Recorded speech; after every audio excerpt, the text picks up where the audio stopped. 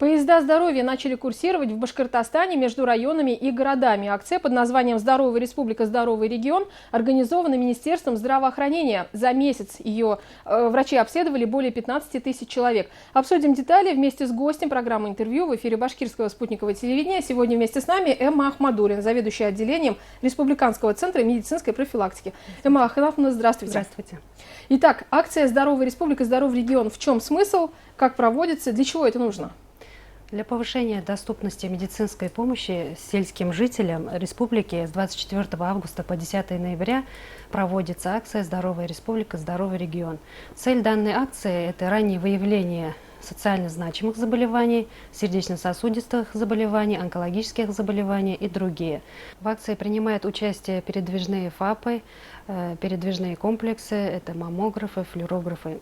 Также, кроме того, в состав бригад включаются специалисты республиканских учреждений, передвижные диагностические комплексы, диагностический комплекс кардиодиспансера, кардиомодуль, также диагностический комплекс Куватова, стомат-модуль республиканской стоматологической поликлиники. Данная акция она проводится уже второй год. В прошлом году по поручению главы Республики Башкортостан Ради Хабирова Министерством здравоохранения Республики Башкортостан были организованы выездные бригады врачей и специалистов.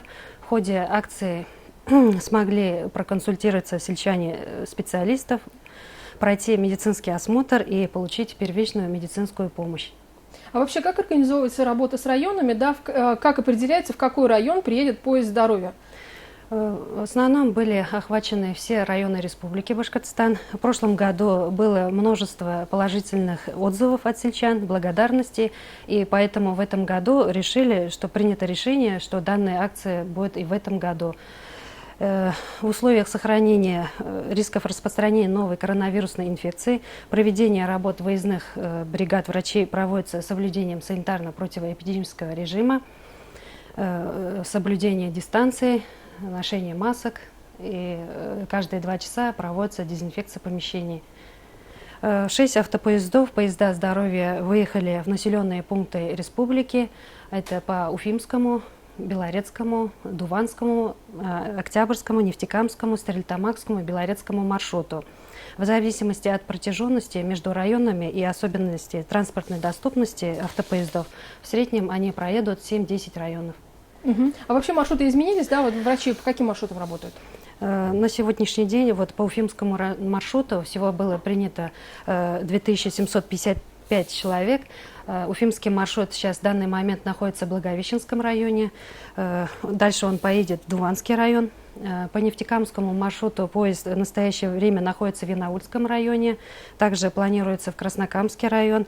Населенные пункты возле Нефтекамска, Калтасинский район, Бураевский, Дюртюлинский и Лишевский районы. Другие маршруты, это по Октябрьскому маршруту, находится сейчас в Ермекеевском районе. Дальше он направится в Бишбулякский, Мейкинский, Альшеевский, Давлекановский районы. Стерлитамакский маршрут находится в Стерлибашевском районе. Затем он направится в Федоровский, Куюргазинский, Кугарчинский и Зианчуринские районы. По Белорецкому маршруту находится в Авзелиловском районе. Дальше он направится в Бурзянский район. Предварительно проводится информирование населения. Да, вот каким образом? Это самое главное. Это проводится в средствах массовой информации, развешиваются объявления.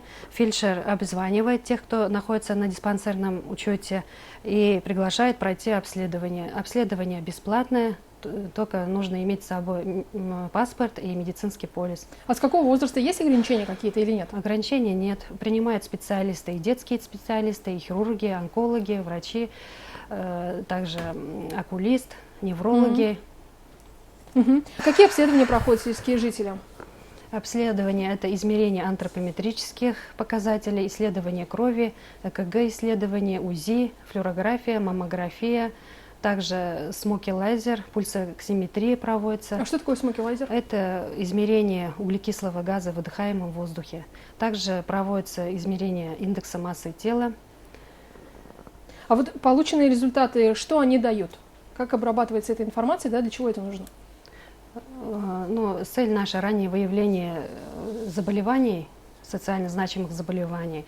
Вот на сегодняшний день в ходе акции было обследование более 15 тысяч человек и выявили на сегодняшний день 46 случаев злокачественных новообразований, 49 случаев сахарного диабета и 3 случая туберкулеза. А вообще у пациентов были симптомы какие-то или именно это вот выяснилось во время визита? Во время визита, да, вот сахарный диабет, когда они сдали кровь на сахар, на глюкозу. Мгм. Какая атмосфера вообще в целом по поездам здоровья? Ну, вот какая картина, что вы видите? Атмосфера хорошая, люди с удовольствием приходят, проходят обследование. Мгм. Вы уже сказали, что это проводится бесплатно. Да, акция проводится бесплатно, только с собой нужно иметь медицинский полис и паспорт. Мгм. Эмма Ахнафовна, ну сейчас вот в условиях пандемии коронавируса к здоровью большое внимание. Это все-таки человеческая жизнь и здоровье – это главная ценность, и время ставит свои приоритеты. Вот ваши рекомендации как медицинского работника, телезрителям башкирского спутникового телевидения, на что нужно сейчас обратить внимание, да, как повышать иммунитет? Вот, казалось бы, это простые вещи, но тем не менее, если еще раз мы проговорим, лишним это не будет. Да, каждый человек должен относиться к своему здоровью бережно, нужно беречь свое здоровье, необходимо вести здоровый образ жизни, вовремя нужно проходить медицинский осмотр, диспансеризацию, ее можно пройти по месту жительства бесплатно. Эмма Ахнафовна, в Башкортостане проводится вакцинация гриппа, 2 партии препаратов уже поступили в республику, да? Вот какие рекомендации вы можете дать жителям? По месту жительства проводится вакцинация взрослого населения и детского населения. Прививает в основном людей старше 60 лет, также медработников, детей. Поэтому нужно обратиться по месту жительства и вакцинироваться, потому что в связи с этой ситуацией, сейчас с вирусом коронавирусной инфекции, нужно обязательно носить маски. Ну, вообще это влияет же на коллективный иммунитет, да, не так ли? Да, поэтому обязательно ношение масок.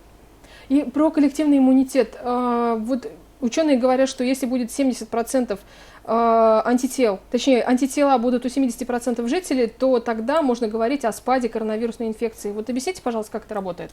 Это важно, нужно обязательно носить маску, потому что сейчас у нас коронавирусная инфекция, и вовремя нужно вакцинироваться. Спасибо большое, Эмма Ахнафовна. Это была программа «Интервью» в эфире главного республиканского телеканала. Не переключайтесь, оставайтесь на БСТ.